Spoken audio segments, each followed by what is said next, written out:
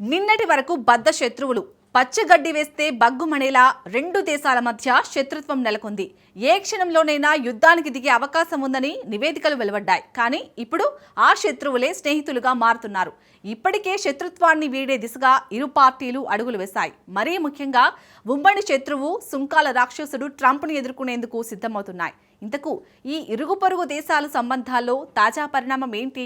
ఇక రెండు దేశాలు ఒక్కటై ముందుకు సాగుతాయా? ఆ రాక్షస దేశం కుట్రలను మాని స్నేహానికి కట్టుబడి ఉంటుందా? బద్ధ శత్రువుల స్నేహానికి కారణం ఎవరు? Let's watch. ఢిల్లీలో అడుగుపెట్టిన చైనా మంత్రి వాంగ్ యీ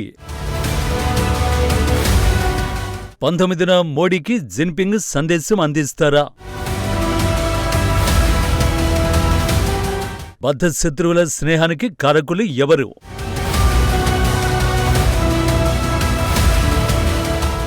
మూడు రోజుల పర్యటనలో భాగంగా చైనా విదేశాంగ మంత్రి వాంగ్ యీ భారత్లో అడుగుపెట్టారు. 18న ఢిల్లీలోని హైదరాబాద్ హౌజ్లో భారత విదేశీ వ్యవహారాల మంత్రి జయశంకర్తో వాంగ్ యీ సమావేశమయ్యారు. ఆ తర్వాత 19న భారత్ చైనా సరిహద్దు అంశంపై ప్రత్యేక ప్రతినిధులతో జరిగే సమావేశానికి హాజరవుతారు. ఈ క్రమంలో భారత జాతీయ భద్రతా సలహాదారు అజిత్ దోవల్తోనూ వాంగ్ యీ సమావేశం అవుతారు. అదే రోజున అంటే ఆగస్టు 19న లోక్ కళ్యాణ్ మార్గంలో ప్రధాని నివాసంలో మోడీతో వాంగ్ యీ భేటీ కానున్నారు.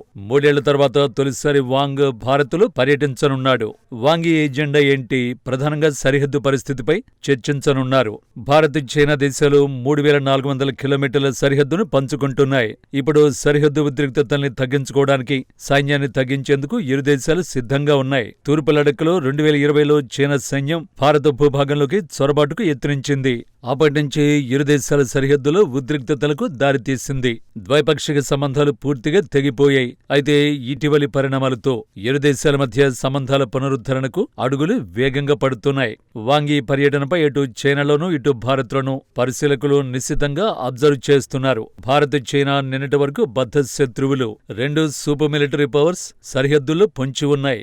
ఇరు దేశాల మధ్య తీవ్ర టెన్షన్లు నెలకొన్నాయి.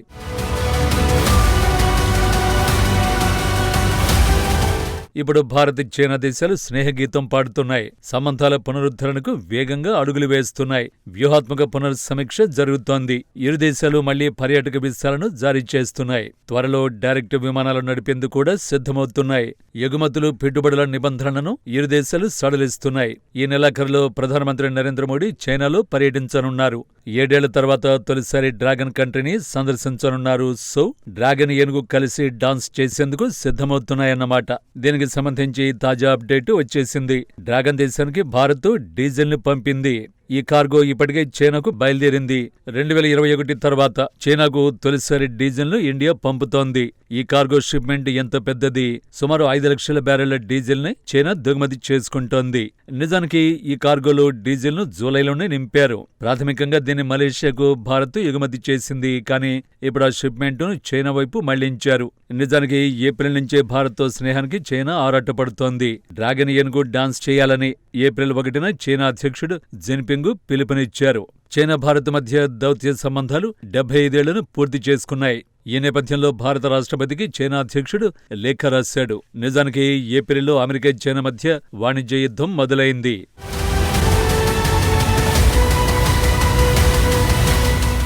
ఏప్రిల్ 10 నాటికి చైనా అమెరికా మధ్య సుంకాల యుద్ధం తీవ్రస్థాయికి చేరుకుంది. చైనా దిగుమతులపై అమెరికా ఏకంగా 145% సుంకాలను విధించింది. అదే సమయంలో అమెరికా దిగుమతులపై 100% సుంకాలను చైనా విధించింది. ఇక ముందు ట్రంప్ సుంకాలను ఎంత పెంచినా తాము స్పందించబోమని బీజింగ్ తేల్చి చెప్పింది. అంతకుమించి సుంకాలను పెంచడం మూర్ఖత్వంగా పేర్కొంది. సో ఈ సుంకాలతో చైనా అమెరికా మధ్య యుద్ధ వాతావరణం నెలకొంది. అమెరికా సుంకాలు అమలైతే చైనా వస్తువులు ఇక అమెరికాలో విక్రయించడం సాధ్యపడదు. అందుకే ప్రత్యామ్నాయాలను చైనా యోచించింది. ఈ క్రమంలోనే భారత్తో సన్నిహిత సంబంధాలను ఏర్పరచుకుంటేనే కొంత ఊరట కలుగుతుందని చైనా భావించింది. అప్పటికే ఆ దేశ ఆర్థిక వ్యవస్థ సంక్షోభంలో కూరుకుపోయింది. వృద్ధి రేటు పడిపోయింది. ట్రంప్ సుంకాలు అమలైతే ఆ దేశం సంక్షోభాన్ని ఎదుర్కోవడం ఖాయమని బీజింగ్కు స్పష్టంగా తెలుసు. అందుకే భారత్తో స్నేహహస్తానికి పిలుపునిచ్చింది. ఆ దిశగా అంతకుముందు చైనా అడుగులేసింది.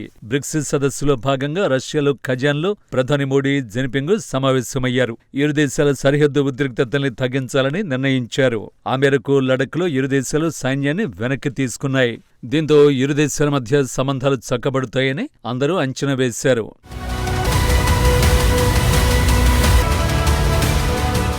కానీ ఆపరేషన్ సింధూర్ సమయంలో పాకిస్తాన్కు చైనా సహకరించిందని తెలిసి డ్రాగన్ తీరు ఇక మారదని భావించారు.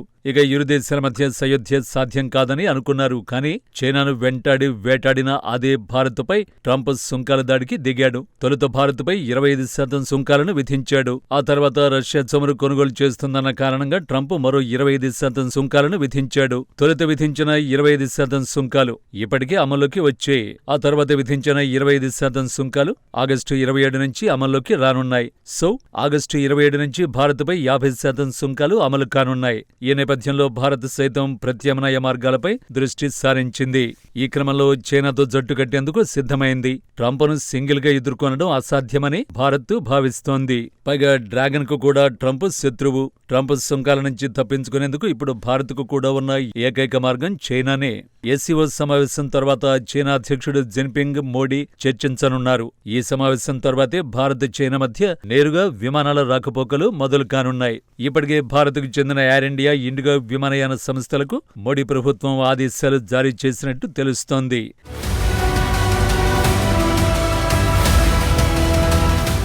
ఇక చైనా కూడా భారత్కు కొన్ని వరాలను ప్రకటించింది. కైలాస్ మానస్ సరోవర్ యాత్రలకు అనుమతించింది. సరిహద్దులో వివాదాలను పరిష్కరించుకుందామని పిలుపునిస్తోంది. భారత్లో మరిన్ని పెట్టుబడులకు, భారత్ వస్తువుల దిగుమతికి గ్రీన్ సిగ్నల్ ఇస్తోంది.